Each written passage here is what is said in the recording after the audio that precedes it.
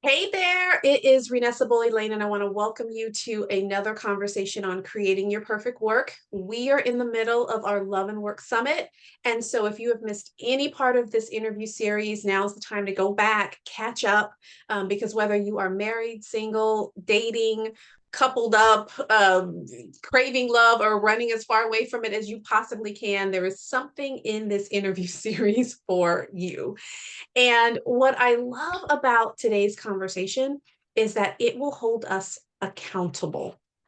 And, we may not always be at fault for what happens to us, right? You can't control somebody you date. You can't control your partner. You can't control how your boss shows up in the office, right? Everyone is they're on a different point of their own journey, right? So we don't always have control over that.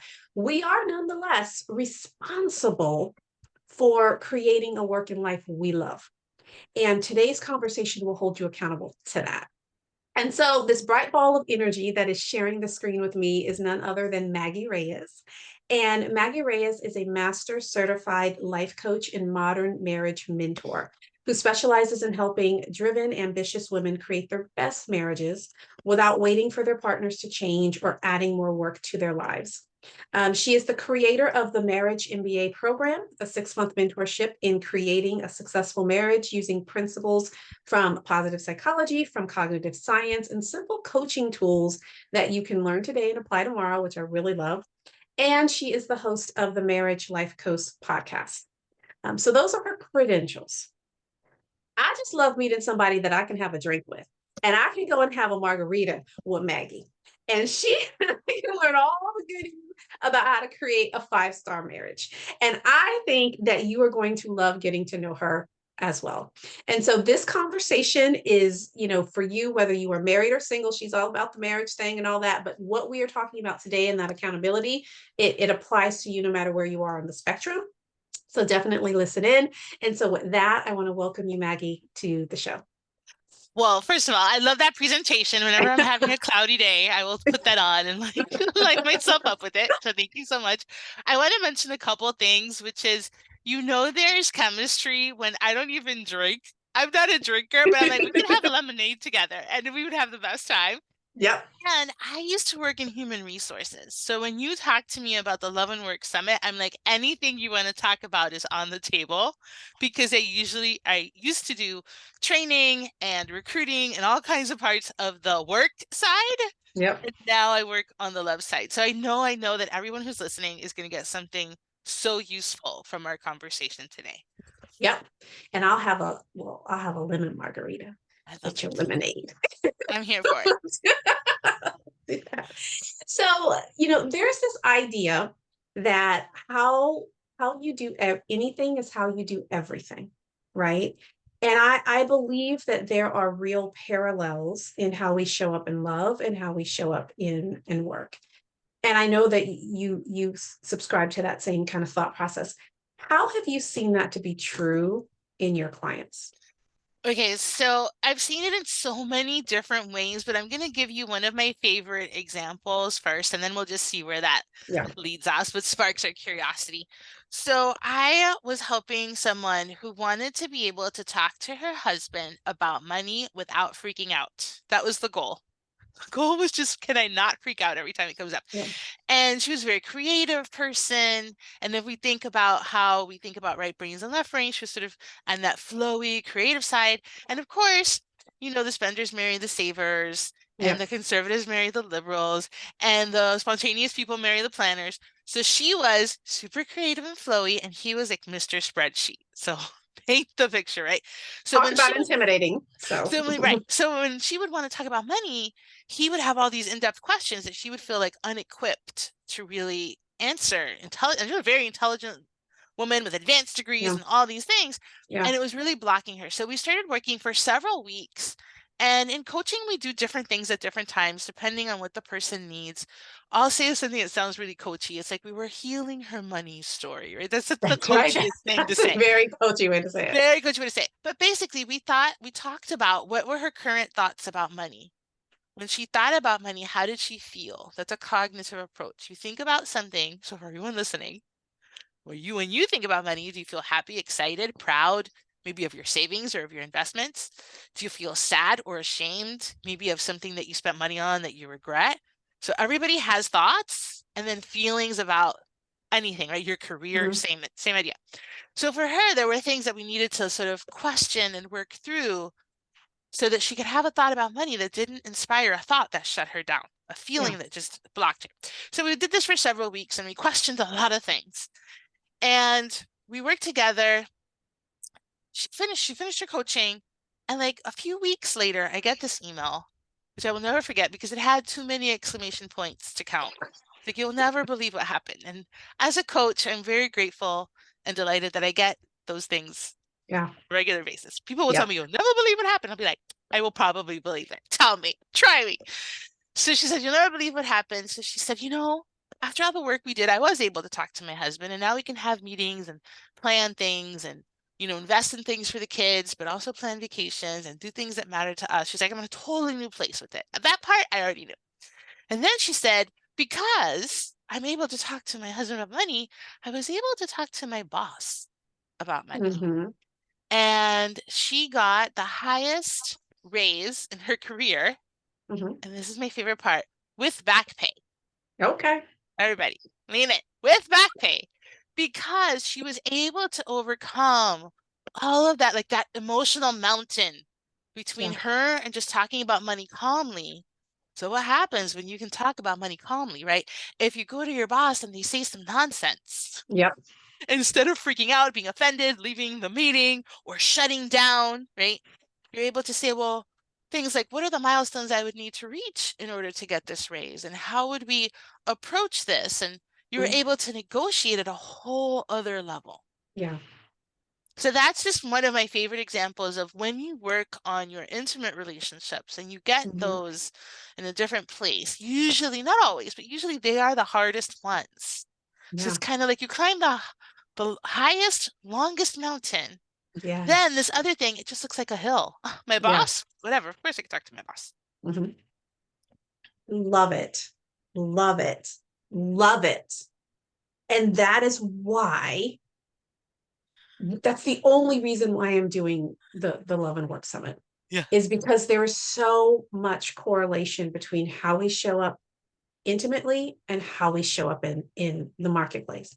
It can also be in the reverse. There are Yeah. ways in which we show up in the marketplace that we shouldn't bring home to the to to the bedroom. Like that's the I reverse also problem. I also coach on that.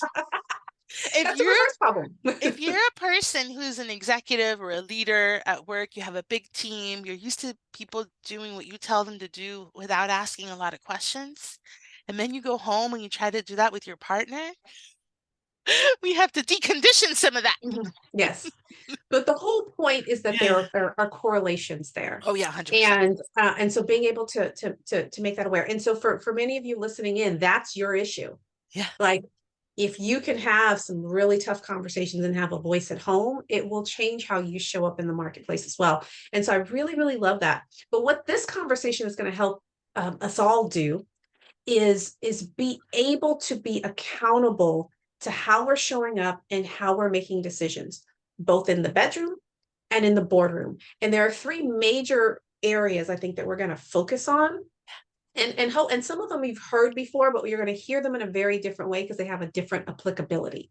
And Yes. so the first area that you talk about when we want to have accountability for creating more of a work and life we love is around boundaries Yes. and setting boundaries. How does that apply in love? How does that apply in work?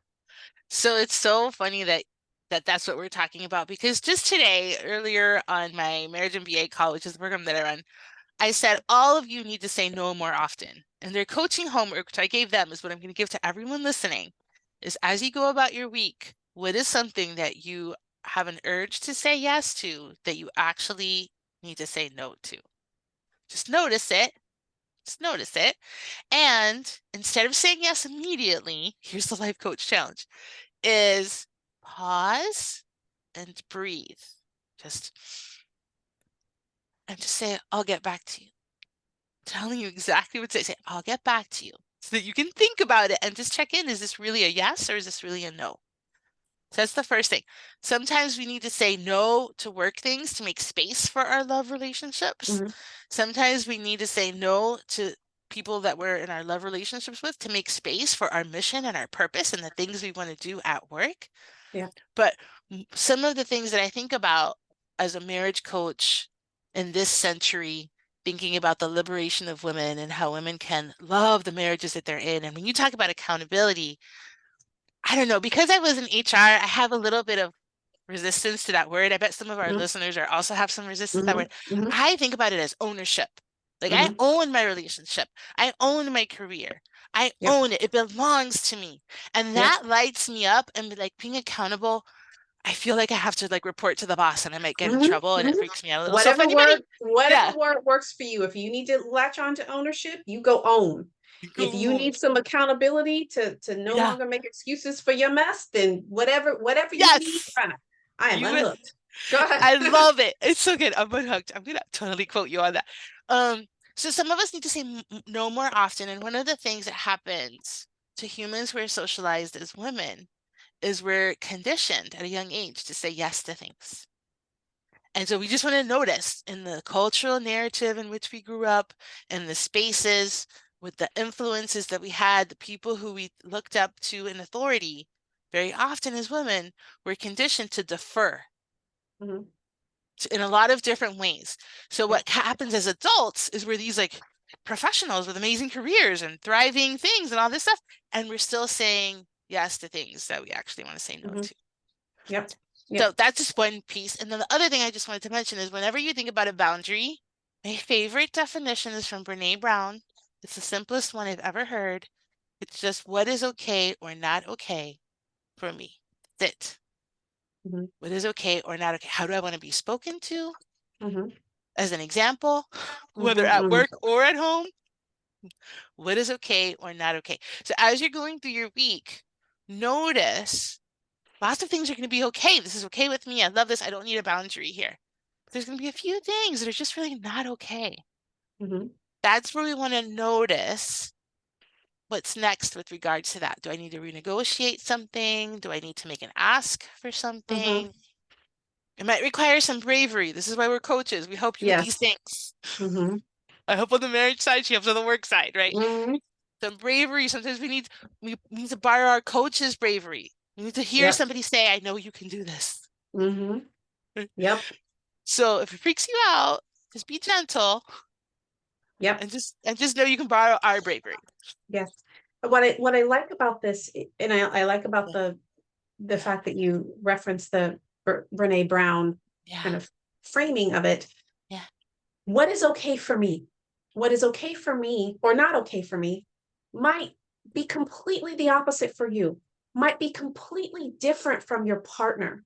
What's Yes. really challenging in relationship is that as particularly as women, we expect our partner to see the world the way we see it, to value it the way that we value it. Like, how do you not understand how important this is? He doesn't.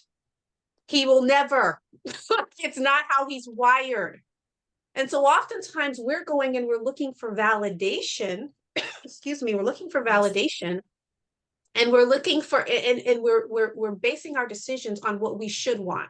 What we should want is based on what other people think we should want, or what my partner thinks should be okay. And for him, or it might be okay. Doesn't mean that it's okay for you. And so when you set those boundaries, it's what is okay for me. That becomes a really, she's nodding her head like I got something to say about that.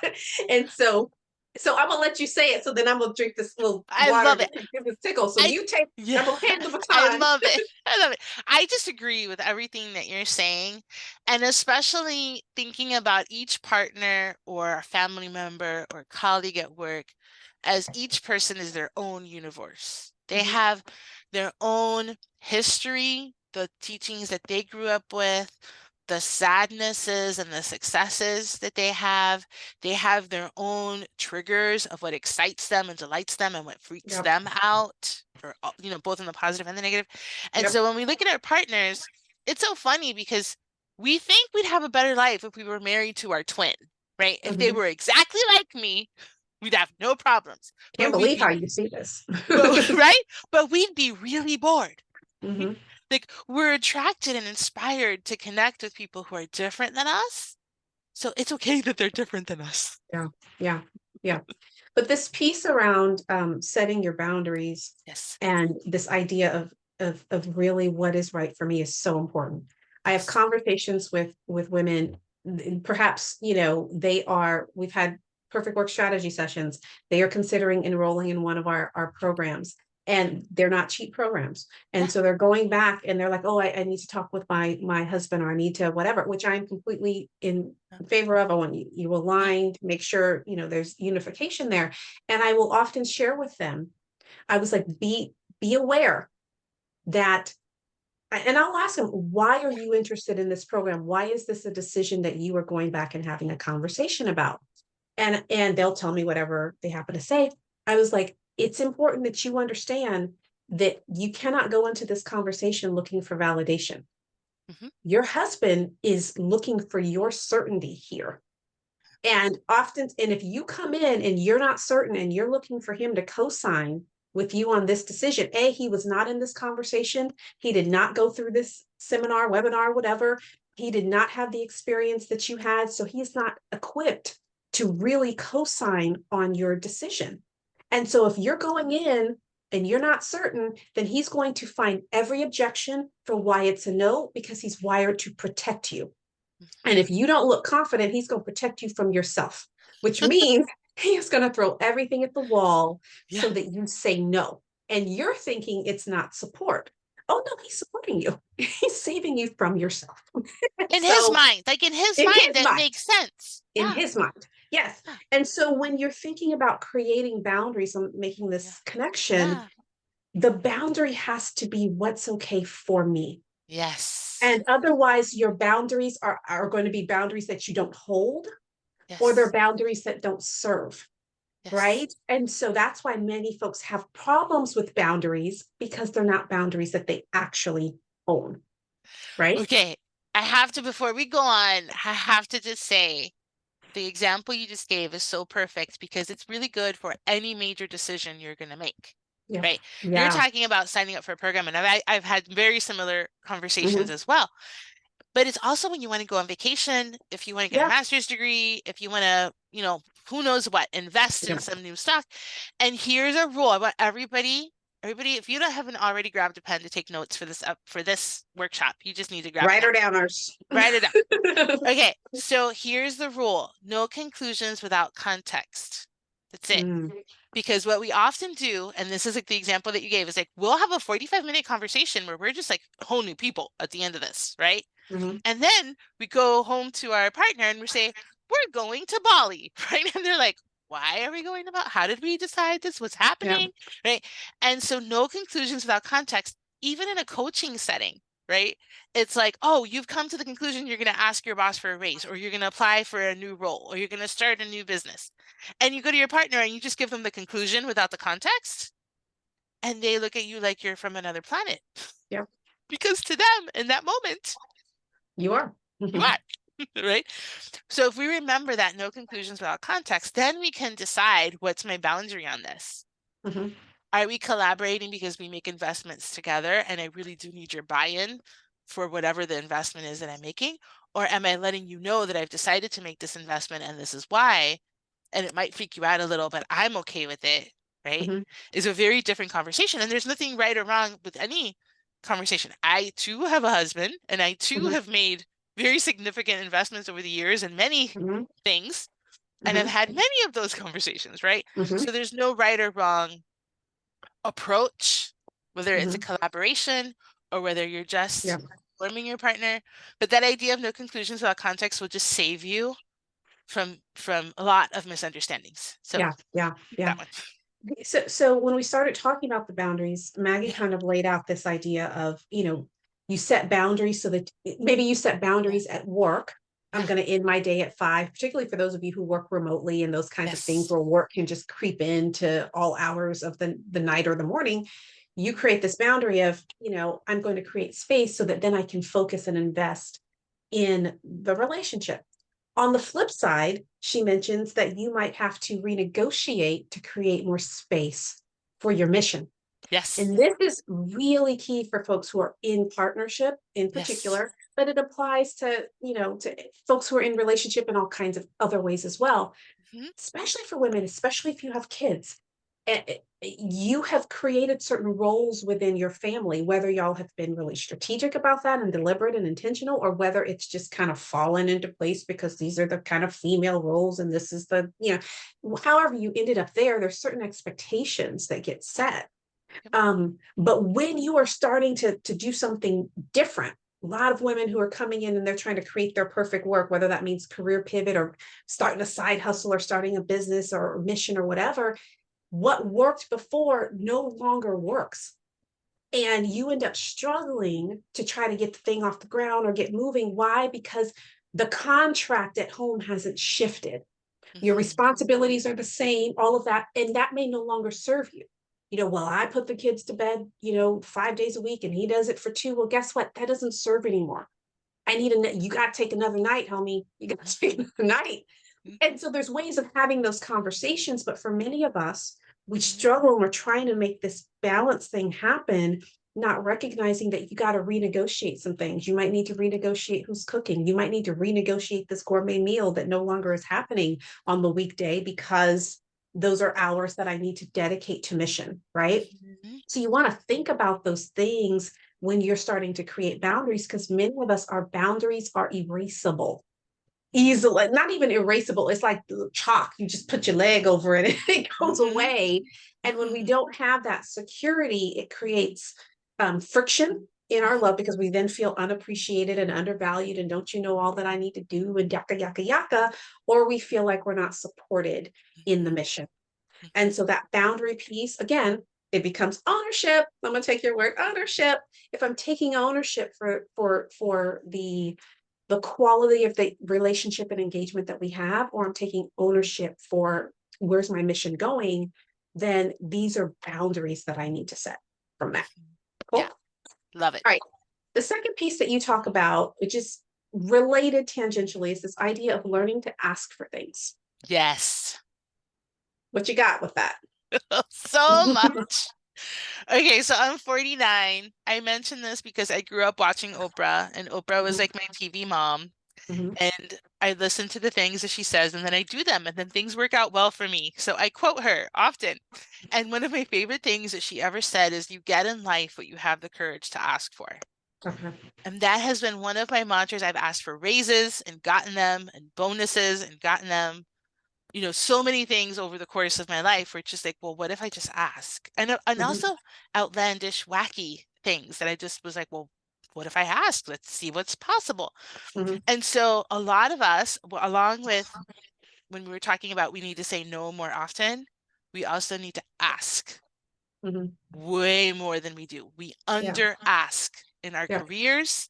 And there's literally data in the HR world around when a man gets offered a job and a woman gets offered a job, and we look at the negotiations, and it's like this person just took the offer, and this person negotiated for extra vacation days and 15% more, and this and that. And if we look at it like statistically, men tend to negotiate more than women. Now, is there a culture that tells women that they need to be quiet and not ask for things? Yes. Right. So when we say ownership, I want to be super, super clear and really explicit that it's like we are swimming in an ocean in our culture that when we ask for things, we're swimming against the current. So if it feels hard, if it feels unsettling, if it Yeah. makes you the freak out, like there is a reason that it feels harder, and that part you do not own that. Yeah. So I want to be really, really, really clear, right? That you don't own that, but what we do own is making the effort to swim against the current and create a new normal for us and every woman that comes Yeah. after us in Yeah. places. Yeah. Yeah. I love that point. It because it's going to be uncomfortable at best Yes. and hard at worst. And Yes. sometimes that's indicative of being right direction, right? Like I'm Yes. a big proponent of being in flow, but don't misunderstand. And there's a Yes. place for flow, and there's a place where flow makes sense. But then when we're stepping up to get something that we've never gotten before, Yes. oftentimes there is that resistance that is indicative of the breakthrough that is to come. And the better that you get at asking for things, the less resistance you're going to experience, right? Yes. And so what I love about this point is that it's asking for what you want, because Yes. there's the wants in there, and it's asking for what you need. Hmm. And I think many of us are very uncomfortable asking for what we need because we question whether or not we should need that, Hmm. right? Why is it that I'm going to, ask you to take another day of putting the kid down for bed? Why am I asking you for another day? There's single moms out there with 3 kids and they don't have a partner. And so therefore they don't even have the luxury of being able to ask for another day. Well, guess what? That's not your scenario.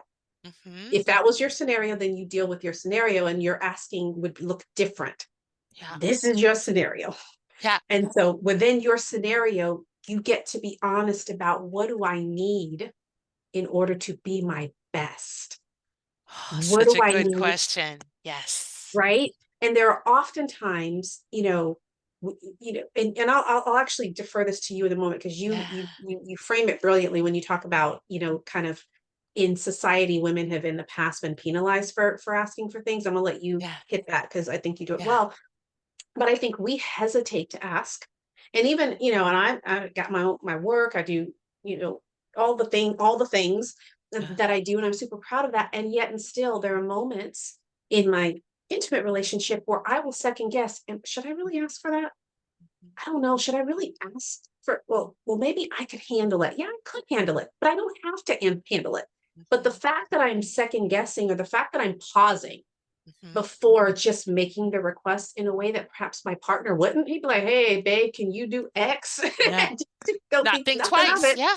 I've Hmm. got a whole like dialogue with people in my head as to whether this qualifies for something that's worthy enough to ask, even Hmm. if it's just because it makes it easier, it makes my day easier for me. Right. And so I Yes. think for us, we have this underlying angst sometimes because it's not just what do I want and what do I need? It is, am I even worthy of, or do I have permission to? And we don't like that P word.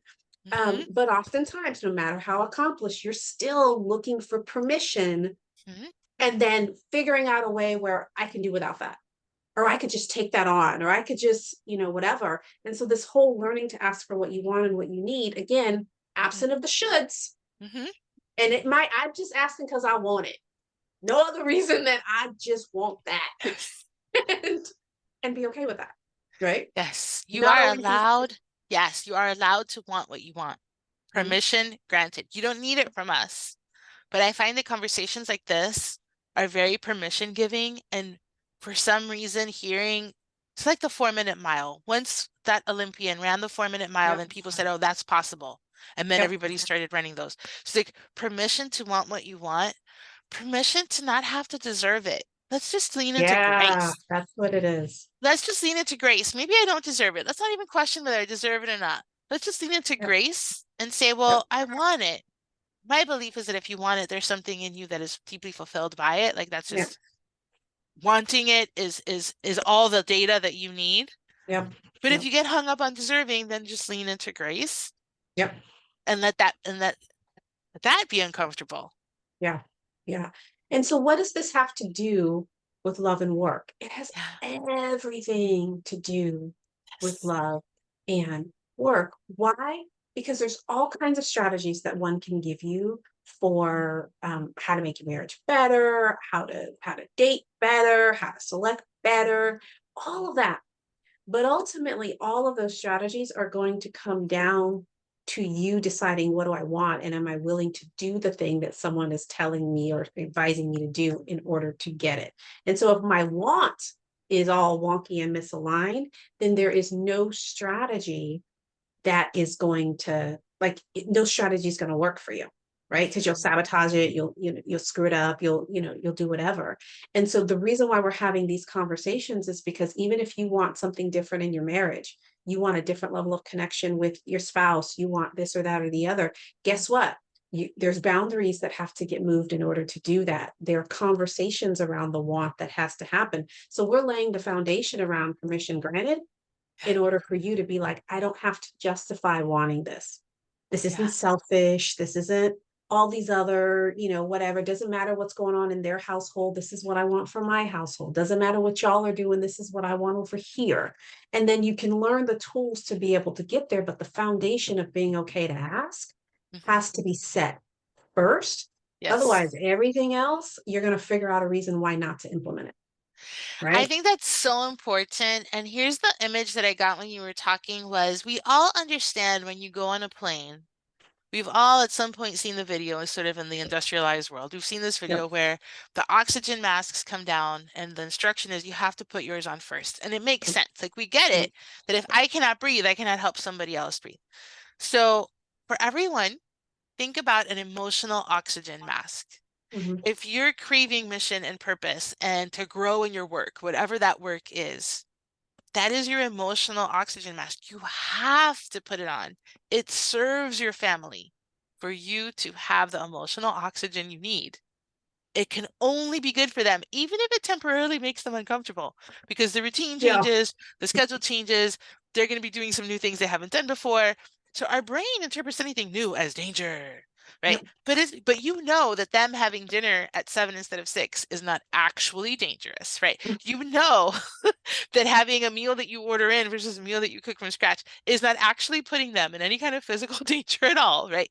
But they will perceive it as such, and then that's the reason we have conversations like this one to say Yep. you can grow and work. There will be some discomfort. It's okay. Yep. We can Yeah. be uncomfortable. It's fine. We won't die. Yeah. Yeah. Yeah. And so imagine if you are unable to, and again, doesn't matter. This is not about being married. You could be in a dating relationship and you're creating ask. You can be in a workplace relationship and you're creating ask. But if we're unable to do that in the simplest ways, then in the most intimate ways, so we'll have conversations around sex and intimacy and all those kinds of things. If you can't ask about changing the time of dinner, then you certainly are not going to be able to ask about something intimate as it relates to your sex life or as it relates to anything else. Like, so Yes. all the juicy bits, pardon the Yes. pun, you can't ask for any of that because in the most foundational ways, there's this should, there's permission, there's all of these other pieces. And then to the opening story, if you can make ask in the most vulnerable places of your relationship, then the whole I need extra on this job offer becomes really a molehill, Yeah. right? It really does. And so the parallels are so real because Yes. the most intimidating conversations can be with the most intimate people in your life. The people who are supposed to love you the most and care for you and the place you're supposed to be the safest can be the most intimidating space. No matter how many degrees you have, no matter how many zeros behind your Yes. check, letters Yes. behind your name, it can be the most intimidating space, right? And so when you're able to really grow there, it allows you to get out in the marketplace in a much freer way. It's like, please, what mountain are we supposed to charge here? And so that's why this conversation is super important. The third piece here that you talk about, that we get to take ownership of, I like Yeah. ownership too. That does have a different Yeah. ring to it. Yeah. But I will hold you accountable to what you take in ownership of. 100%. I'm here for it. But the third piece here is this idea of I matter. Tell Yes. us what you mean about that. Okay, so this is something that I sort of stumbled upon just working with people, and now I'm just so convicted about talking about it. So many of my clients, and for everyone listening, tell me if this feels familiar. We get into the habit of prioritizing everyone else before us. Mhm. The boss, the partner, the kids, the cousin, auntie, all the different people. Yep. And then we show up in our lives, and sometimes we feel unappreciated, like you mentioned earlier. Sometimes we feel not seen. Mhm. We feel like my presence doesn't even make a difference. Sometimes we have Mhm. thoughts like that. And what happens is we're not showing up in our lives as if we matter. Mhm. And my challenge to you is to think about whatever relationship you're in now, whether it's a romantic one with a boss, with a coworker, what if I showed up into that relationship as if I mattered equally to the other person? Mhm. Equally. Not, I'm not above you, I'm not below you, I just Yes. matter equally to you. Yes. What would you ask for? What would you offer? What would that look like? Would anything change? Would it stay the same? So that's Wo- when I think about I matter. It's this idea that we put ourselves underneath, and we have to stop doing that just as women. And again, because of the socialization, this is not happening in a vacuum. This is happening in the Yeah. context of the modern world in which we all grew up, that tells us to defer to others, that tells us Yeah. that we should, that in many ways we don't matter, right? Mhm. So this is not happening. I always think about, it's like an internalized experience that we're Mhm. having of the messages that we receive, right? Mhm. But if we came to our life just every day just saying, I matter, Mhm. I cannot tell you how many people have just done that, have just practiced that one sentence Mhm. and been moved to tears because they're like, Mhm. oh, if I mattered, I'd ask for this thing. Mhm. If I mattered, I would stop doing this other thing and never do Mhm. it ever again. Yep. Yeah. What I love about that, and the first time you said it, I had the same reaction, is when you make the distinction, it's not better, it's not worse, it's I matter equally. And there's something about acknowledging that you are equally as important as Yes. your kid, because we don't think like that, especially not when it comes to kids. Yeah. We might, send a partner down the river every now and again, but not the kid. But you matter equally. Your sustenance is as important Yeah. as hers. And it's so funny. There's two things that come to mind just personally. And I put stuff out there because I love to have these conversations. But when you're listening in, people haven't arrived. We Oh, are same. working through and Yep. all of that. So I'm always quick to be like, and here's what's happening on the home front Yeah. Yeah. that you recognize. But today was one of those days. Typically, I'm a big proponent of like fresh food and home cooked meals and those kinds. I'm not a big packaged food kind of person. Yeah. And so breakfast is a thing in our home, like even on a regular day. But I tend to get up, I get up before everybody else. I have time, but that time is very intentional. And so, get up, I fix breakfast for my daughter, get something for my head. Like everybody's assembly line goes out the door. And I am generally the one who's like, oh, it's 12 o'clock. Oh, I'm lightheaded. I forget because I usually run out of time for me, right? And so today was a day where I got up, I made bed. The first thing I did was made my whole breakfast. Like I had my Yes. tea, and I knew that my husband and I we had to go out early. We had an appointment early together. And so I figured we would be eating on the go. I had my stuff packed, honey. I was packed and ready to go cut up the avocado, the olive oil, the garlic. My stuff was ready. Put in a little bag, my tea, and I was like, I'll make him some tea too, whatever. But I was ready to go. And when it was time to kind of rush out the door, guess who didn't have food that forgotten? I was like, oh, this feels good. And it was so simple. Yes. But it's different when you are fully nourished and you're fueled and you're all of that, as opposed to I'm dragging and I'm just going to focus through the moment and push through, because over time your body begins to, you got to compensate from that Yep. someplace. Hmm. And it was just the simplest thing of, every morning, the first thing I'm going to do is to prepare my meal. Because I eat a little bit differently than my Yeah. family does. That, And so I'm like, I'm going to prepare me. I might not yes. eat me, eat my stuff right Right. away, But have it but ready. Yep. but I'm not going to be forgotten, right? And Yes. so that was something that I was like, you matter equally. It's as important for you to be nourished as it is for your daughter to be nourished, or Yes. whatever the case might be. It's important for my downtime. The weekends come, and my husband is an amazing man. He works, incredibly hard. He does great in the marketplace. He's a great provider, all that. And He gets his relaxation on the weekend. If the Yes. games are on, the marathon stuff, whatever, he gets his chill on. And I'm Yes. looking there honestly, like, because my weekend is the same 2 days as his, but it's full of daughter has to get the hair washed. This, like, there's all this is a whole nother work life that happens. Yes. And I'm like, I have worked this entire weekend. How is it that you're chilling? I can't be mad about it because he has figured out what mattered to him. Right? Yeah. He's in complete alignment with what matters. I've had to recognize that, you know what, my refreshment matters. And I can't Yes. be resentful for you that you don't see that because in his mind, she's good. She's delivering. She's Yeah. not complaining. It's good.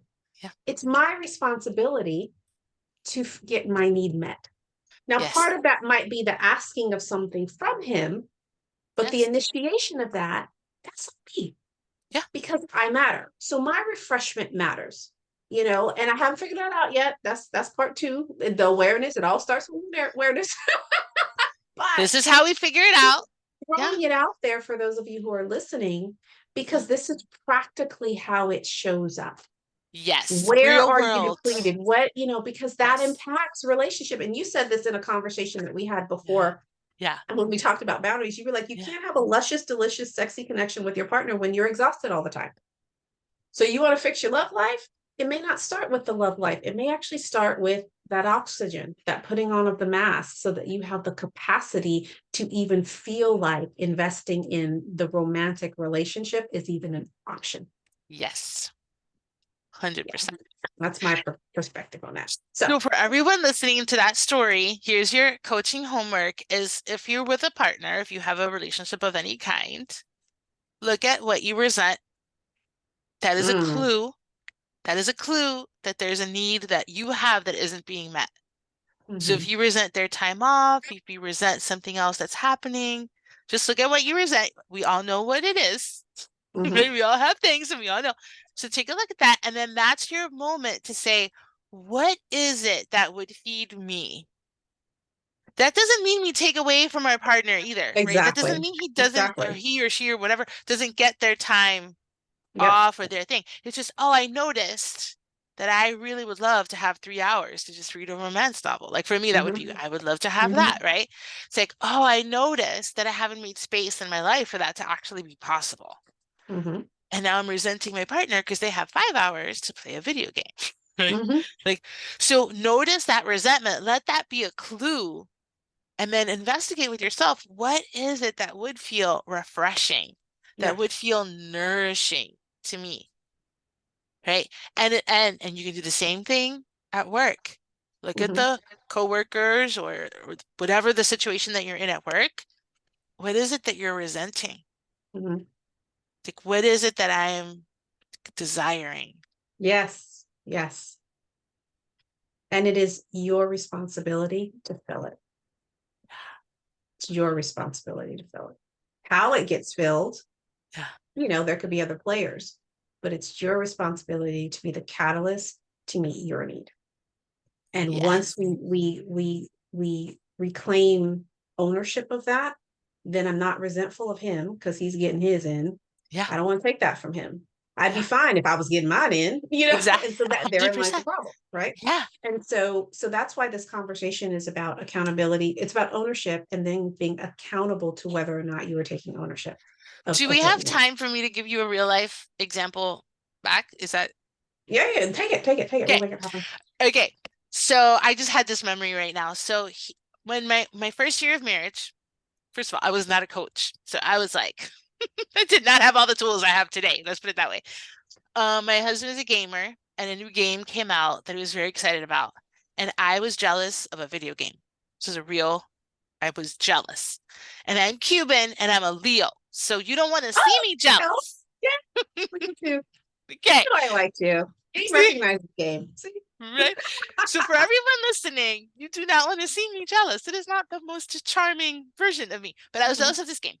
And to our point that we're talking about of like identify what you're upset about and then determine what you need to ask for. Yeah. So I figured out that I was jealous of this game and that I just wanted some together time with him. Mm-hmm. And I had not asked for it. We had not planned for it, so I was not getting it, right? Mm-hmm. So I said to him, "Hey, what if you tuck me in? We have some together time. We talk about our day, we do whatever. We just like have some together time. And then you go play your game. And if you're up until 2 a.m., I have now gotten my together time. And I don't care if you're up until 2 a.m." And it was like night and day. Literally, he kept playing his game to whatever his delight was, but I was fed, right? I Yeah. was nourished. So it was no longer something that I experienced as a problem. Mm-hmm. Yeah. And so I just want to offer that to you to everyone listening. It's like I identified what I was upset about and I was like, what's the ask I haven't made? Yes. What else could this look like? Mm-hmm. And that Yeah. is often a clue of a direction you can take to help yourself. Yeah. Yeah.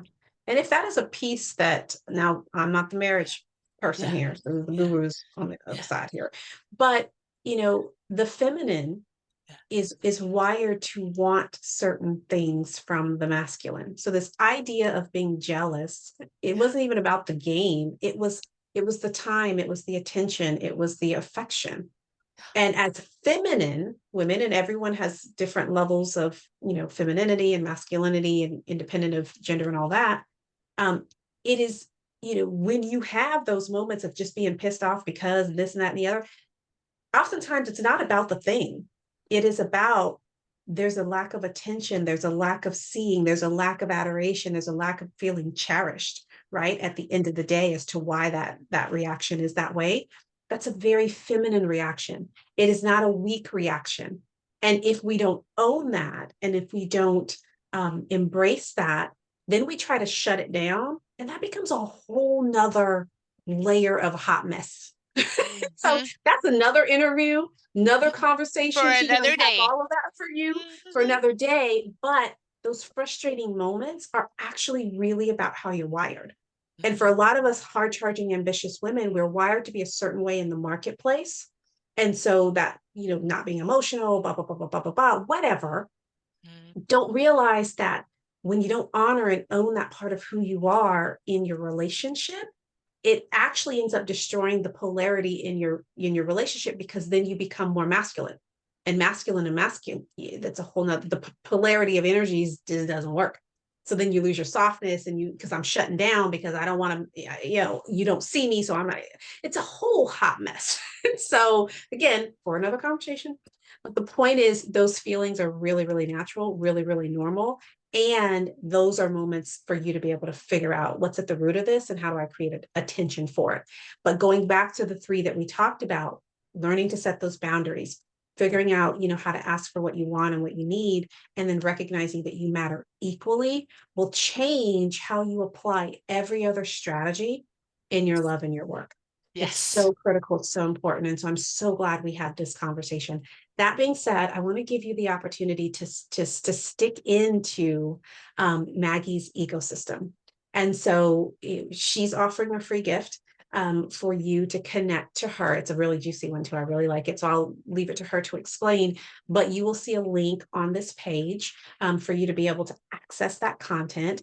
And I highly recommend, hopefully you've seen her in all of her yumminess. And I love the work that she does. And so whether you are single or married, this is a woman to connect to, who walks her talk, who's real and authentic. And I really, really value that in people. So use that as an opportunity to connect to her, whether it be now or invest later, or, whatever the case might be. So what you got for folks? And Okay. then we'll drive it home. This is so exciting. I feel like I'm on one of those channels. Here is my thing. QVC. Hello. So I wrote a book. It's called The Questions for Couples Journal. It has 400 questions on it. And when I wrote the book, I asked my publisher for permission to share 20 questions, like a little date night digestible version of the book. And they said yes, which is awesome. So if you go to the link on the website, which we will let you know is on this page, but you will get, it's not the 400, but you'll get 20 questions from the book. And my favorite thing about the Questions for Couples Journal is that it's a tool that you can use to get closer to your partner. It's a Mhm. tool that you can use to know their interior world, to know them better. I always joke with my husband that I want to know everything that's knowable about him. Eh, Some things might not be knowable, but anything that's knowable, I want to know what that is. Yeah. And I know so many of us, we talk about maintenance, the Mhm. kids, the carpool, the school, this, and problems, the plumbing, the termites, Yeah. this and that. And we have a lot of conversations that are maintenance and problems, and we're not talking about what's your dream? What did you love when you were a kid? Yeah. What, all that kind of fun stuff. And so we get to talk about all of those things with very simple prompts that I'm really delighted for all of you to check Yeah. out. I'm gonna put a plug in for this take the free 20 questions and then go buy the rest of them. But I'm gonna give you a personal example of why it's valuable. Yeah. Women want to know everything there is about their partners. Yeah. We naturally, in the feminine, that's what we naturally do. The masculine is not that way. They don't really care. It's funny. I had this conversation with my husband, and we were having this. I was like, "You don't ever ask me any questions, and do you even like me?"